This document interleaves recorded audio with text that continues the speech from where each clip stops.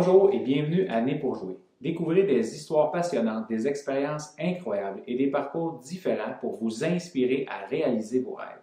Je m'appelle Junior Boursier et aujourd'hui, j'ai le grand privilège de rencontrer le très vaillant M. Jean-Sébastien Lauzeau. Salut Jean-Sébastien. Salut Junior, comment ça va? Ça va très bien, toi? Pleine forme. Merci de nous recevoir chez vous. Ça me fait plaisir. Super belle demeure. Jean-Sébastien, ici, on fait une courte biographie de tes réalisations. Donc, t'es réalisateur, auteur, entrepreneur. Tu as réalisé beaucoup d'émissions, dont Being Britney et Le téléphone qui a remporté le prix de la Rose d'Or à Lucerne, en Suisse. Tu as participé également à de nombreuses émissions comme Star Academy, Le Banquier, La classe de 5e, Montréal-Québec et fait de nombreux reportages pour des émissions comme Salut Bonjour, Opération Enfant Soleil et le 20e gala des prix Gémeaux. D'ailleurs, tu as gagné un prix Gémeaux pour l'émission L'été indien.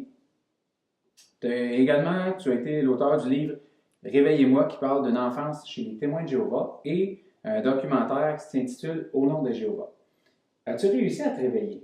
Je le souhaite bien. Mon Dieu, après toutes ces années, là, je vais avoir 44 ans cet été. Alors, je souhaite de m'être un petit peu réveillé. C'est bon.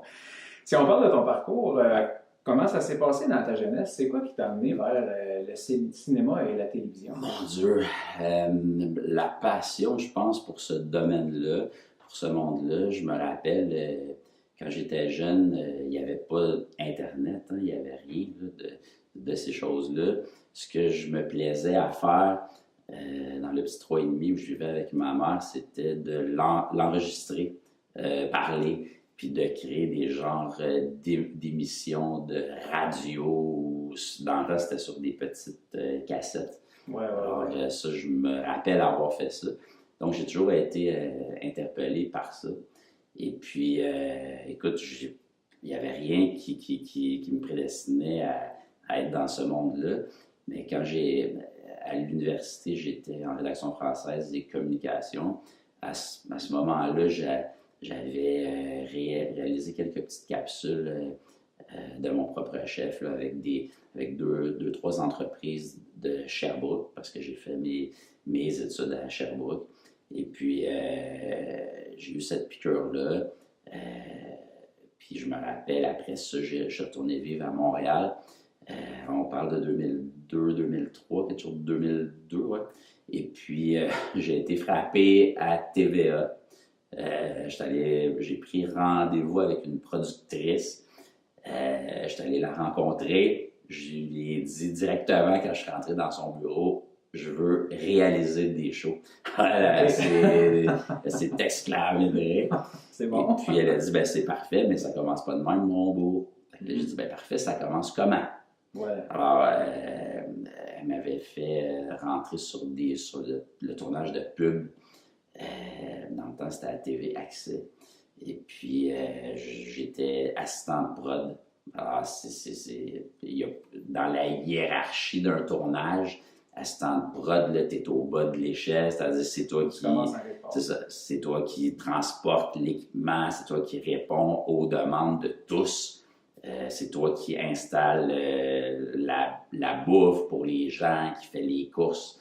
Alors j'ai fait ça sur des pubs, après ça j'ai fait ça sur des émissions de télé et le producteur, je me rappelle Marc Fraser, pour pas le nommer, je lui avais demandé, Marc, t'aurais-tu une place pour que je réalise quelque chose? Il me semble que je serais capable. T'sais. Puis il m'avait fait réaliser des promos de DVD, je pense, pour TVA. Et puis donc c'était en montage, là, mais c'était de la réalisation quand même. Puis à partir de là, c'est parti. Puis après, on est en mi-2004.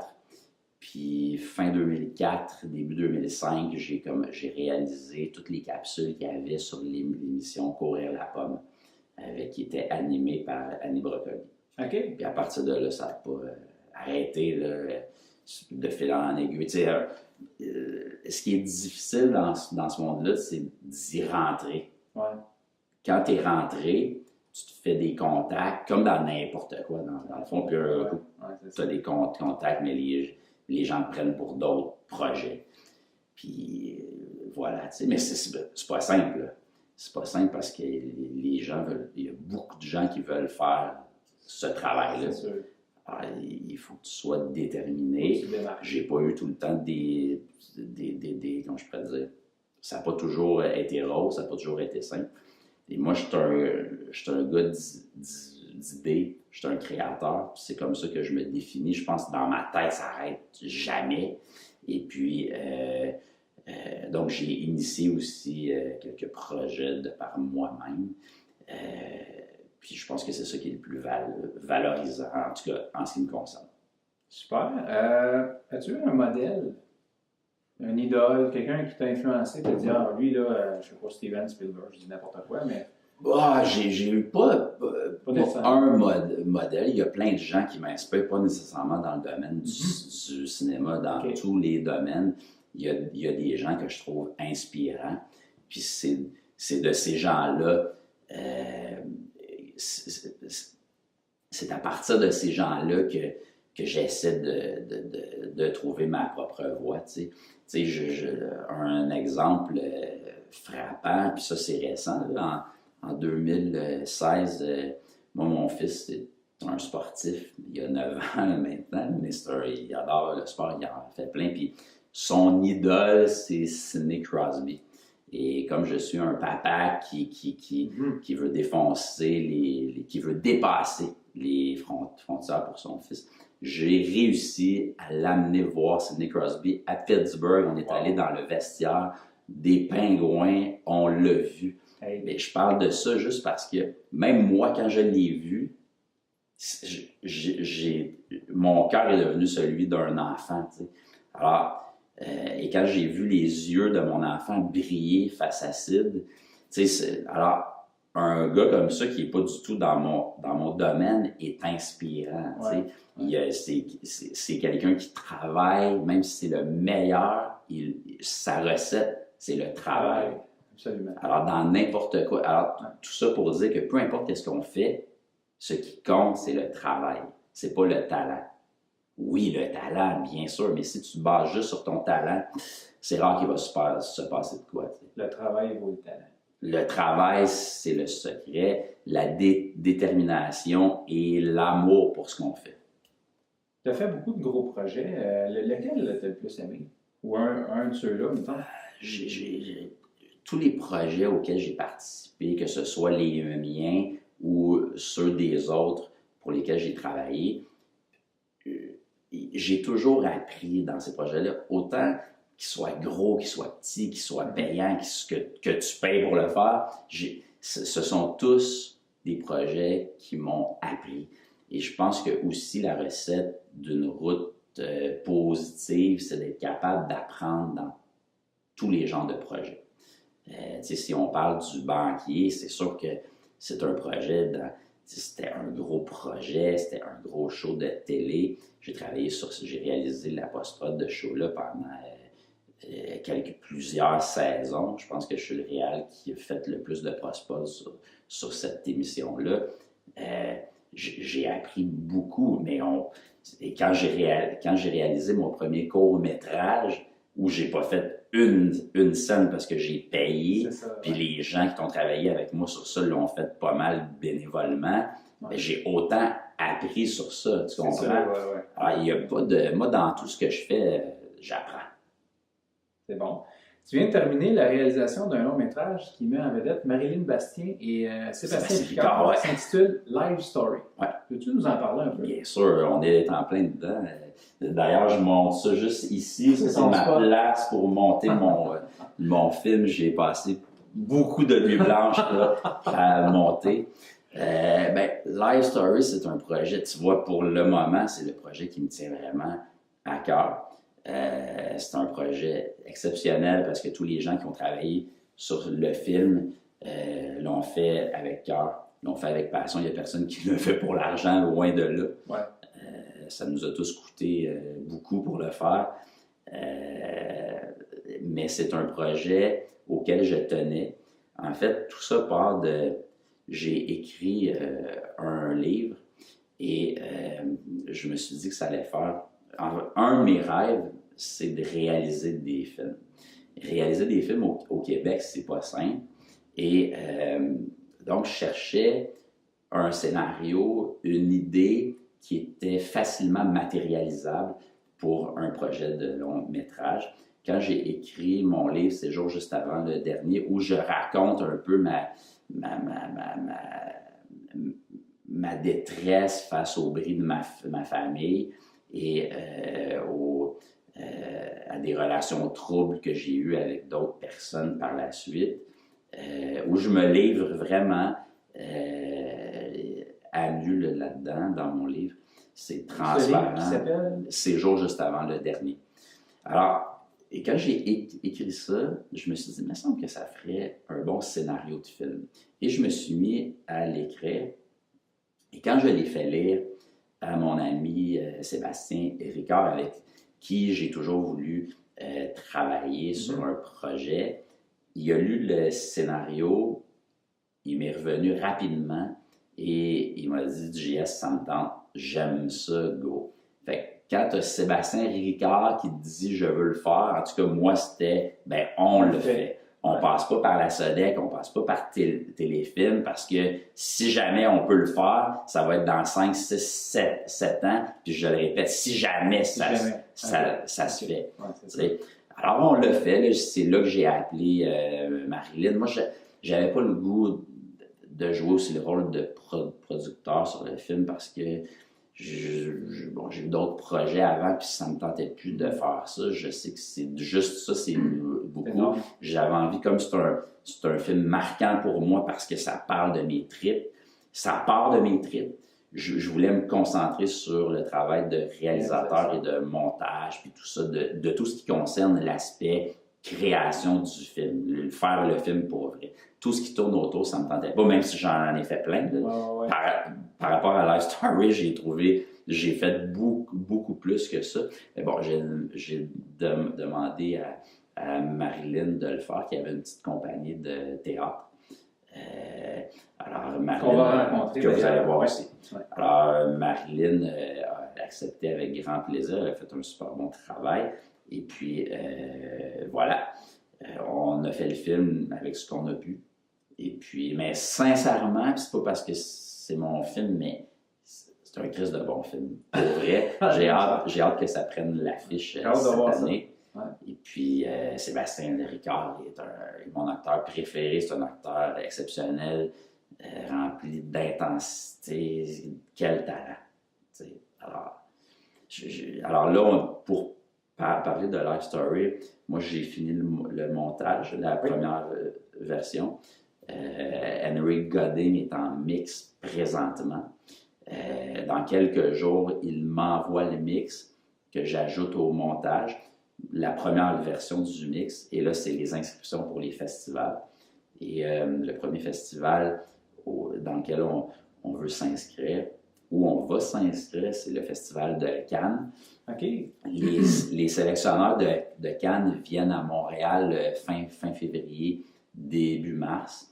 Et tout part de là, on verra par la suite. C'est sûr que c'est le rêve d'y être. Puis si c'est pas celui-là, ce sera d'autres parce qu'il y en a plein d'autres.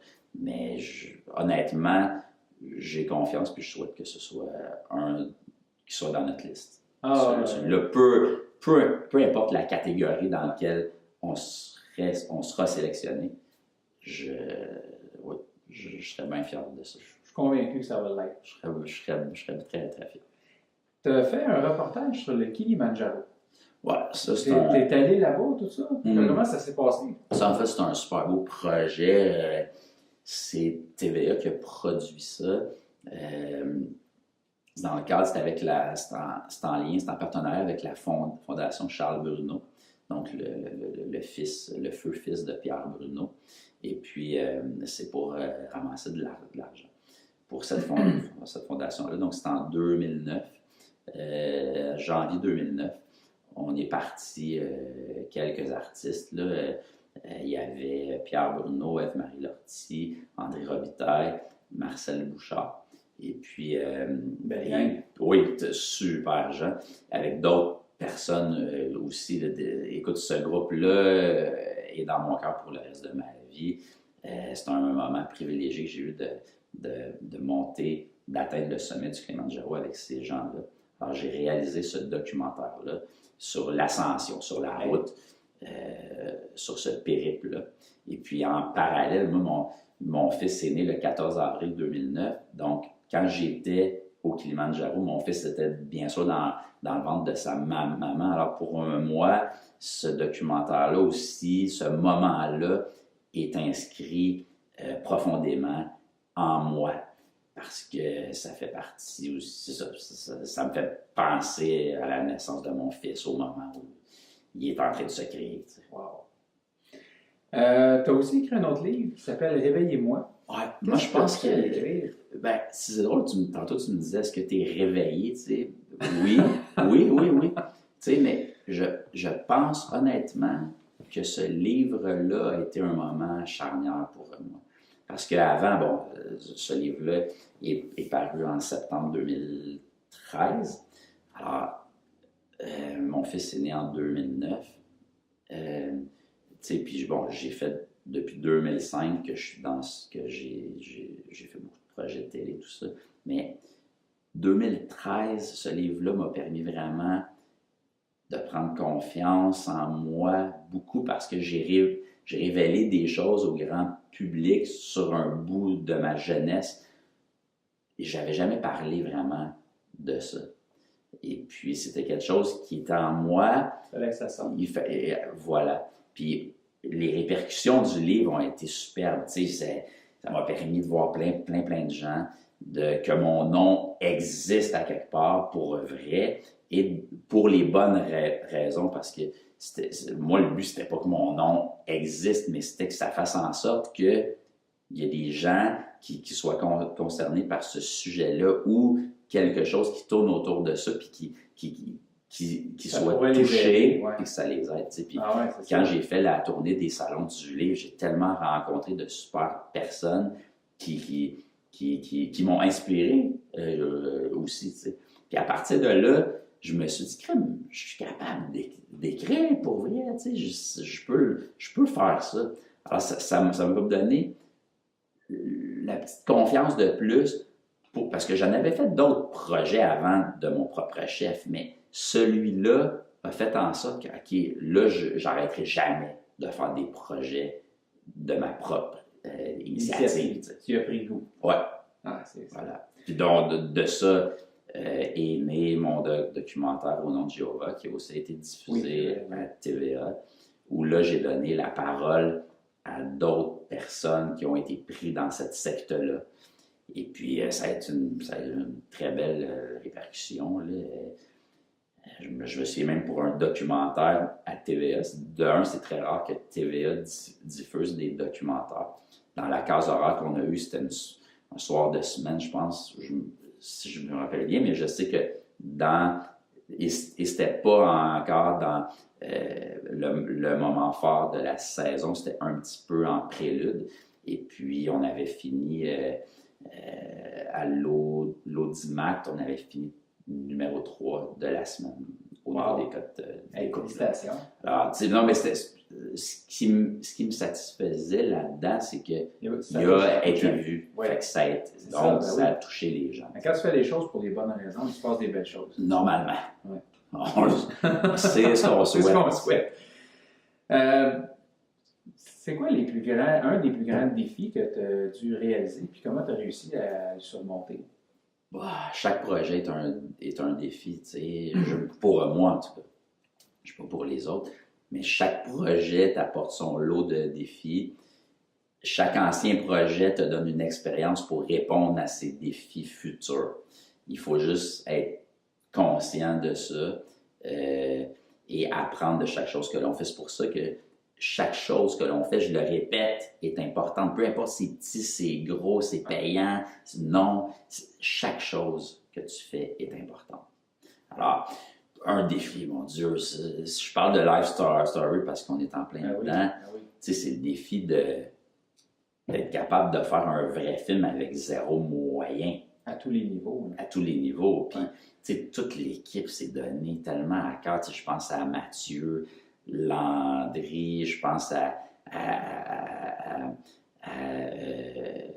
Marilyn, Seb, Sophie, tous les gens, le Kat, les maquilleuses, Annick, tous les gens Marianne qui a joué aussi dans le film, Thomas qui joue le rôle de l'enfant, tous les gens qui ont participé au film, là, j'oublie des noms, Pierre, André, en tout cas bref, tous les gens qui ont participé au film l'ont fait avec cœur, mais tu sais, il fallait quand même qu'ils acceptent de le faire, parce que ça a été des grosses journées, tu sais. On a tourné 11 jours. Pour un long métrage, c'est peu. Puis 11 jours, des fois, c'était des grosses journées. Là. Moi, je me rappelle, entre autres, parce qu'on a tourné chez moi quelques séquences. Une séquence qui se passe ici même, là, ici. Il était 1h30 du matin.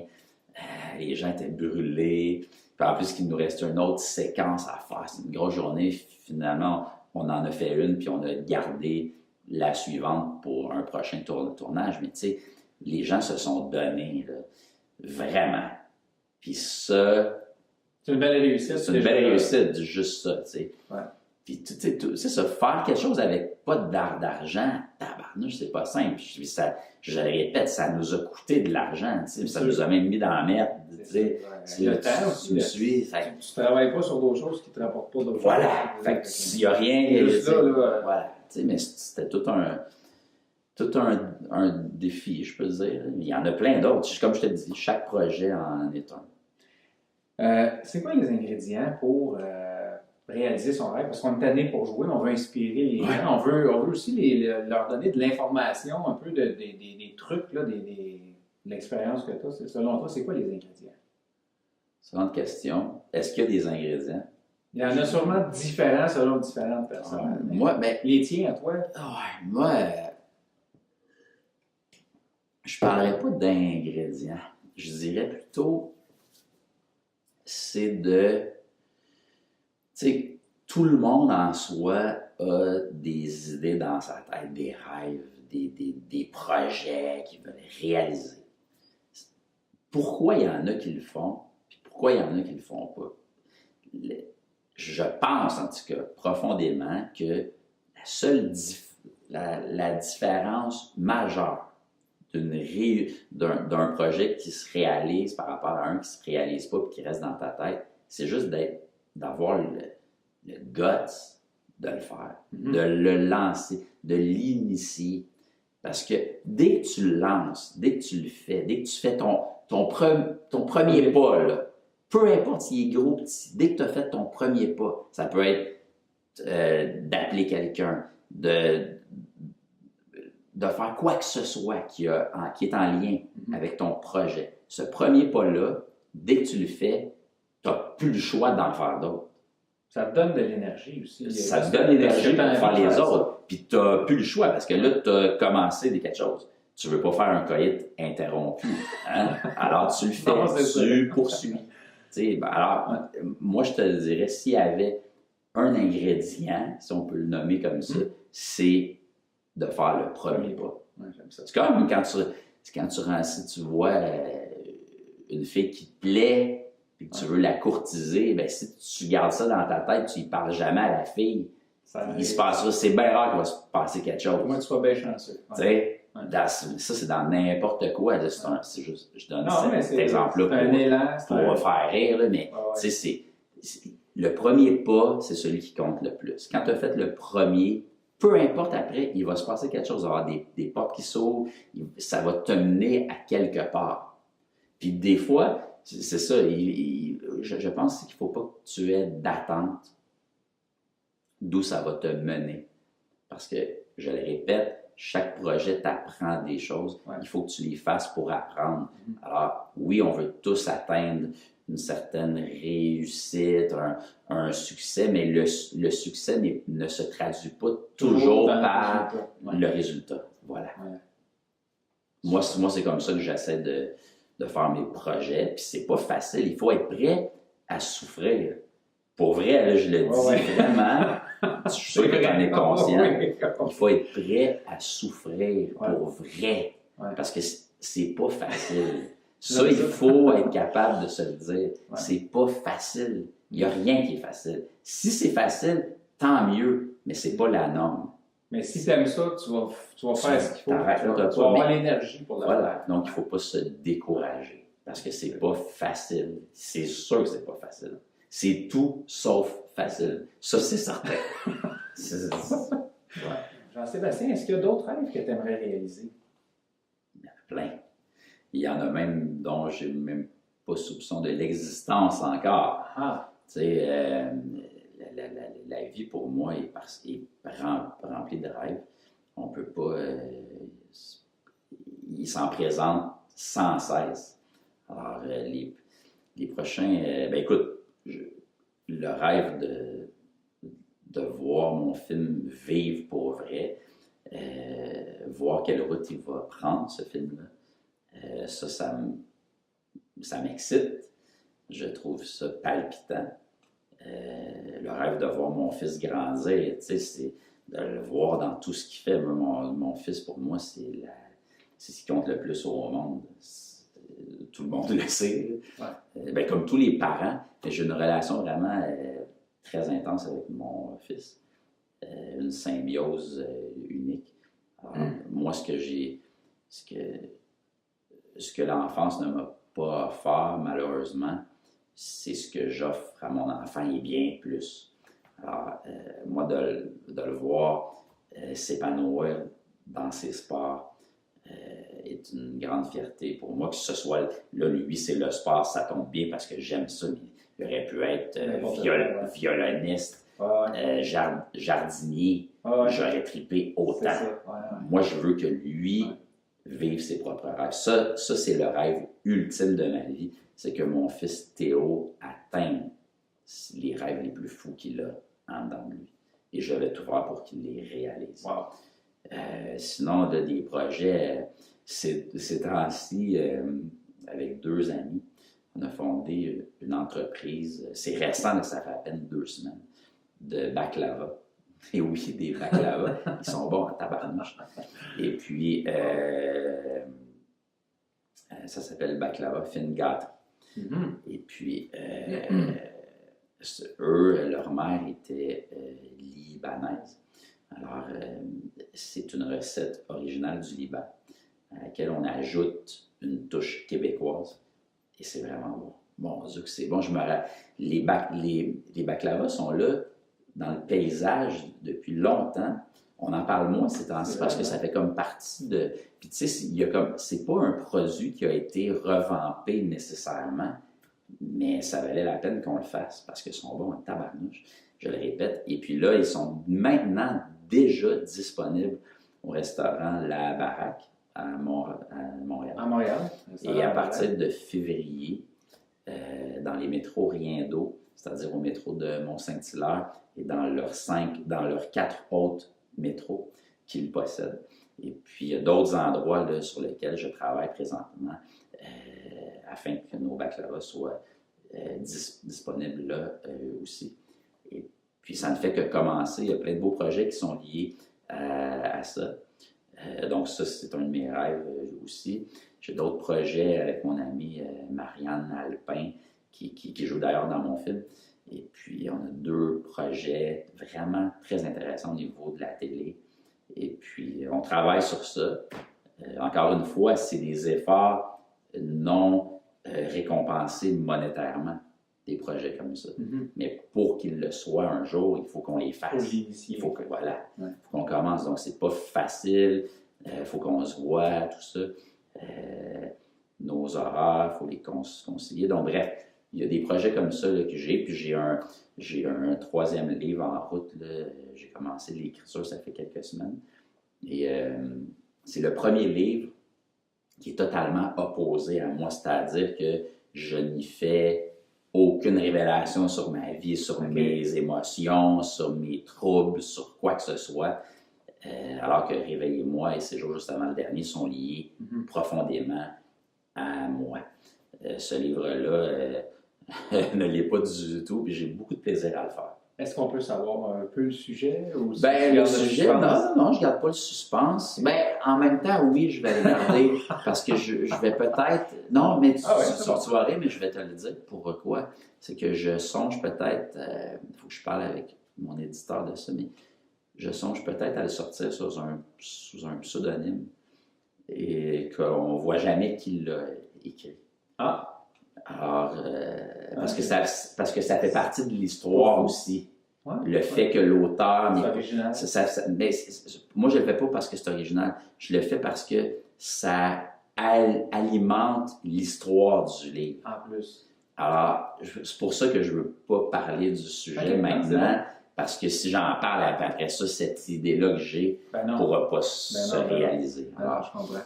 il y a ce projet-là aussi qui est en route. Ah, on aime ça. Jean-Sébastien, tu as des cadeaux pour les gens. Ouais. Qu'est-ce que tu as envie de leur donner? Mon amour. Mais non. Ben, ouais, on le sent. j'ai 5 exemplaires de mon dernier livre, là, c'est jour juste avant le dernier, qui est le livre qui a inspiré mon scénario Life Story. Alors, j'en ai 5 pour vous. Un gros merci. Ça me Donc, fait vraiment plaisir. voilà. Et puis, vous avez juste à vous inscrire en bas sur le lien en bas de YouTube. Et j'ai un autre cadeau. Oui.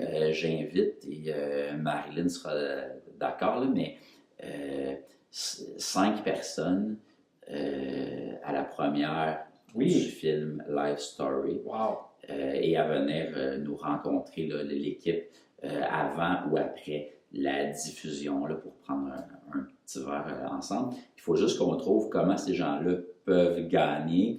Moi, je dis 5 personnes, mais tu sais, je sais pas, ils pourraient peut-être partager, on va le dire.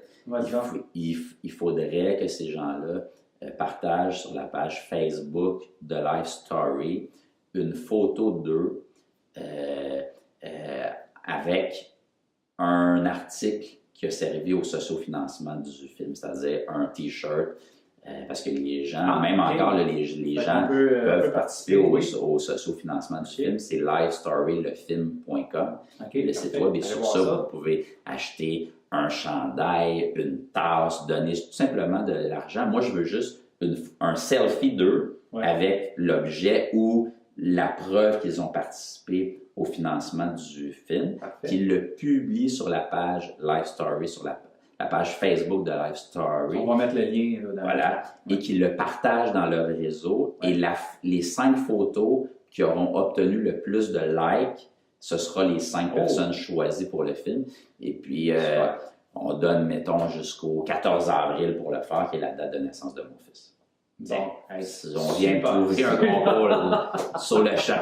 Donc, c'est lancé. Donc, merci Jean-Sébastien. Ça me fait vraiment un grand plaisir. Très beau témoignage, très inspirant. Je te souhaite le plus grand succès dans tous tes projets. Puis, on va aller voir ça, Live Story. Ne manquez pas ça. Donc, je te souhaite la même chose, non? Super, super gentil, merci. Donc, nous, on se revoit demain pour une autre entrevue de Né pour jouer. Bonne fin de journée. Au revoir.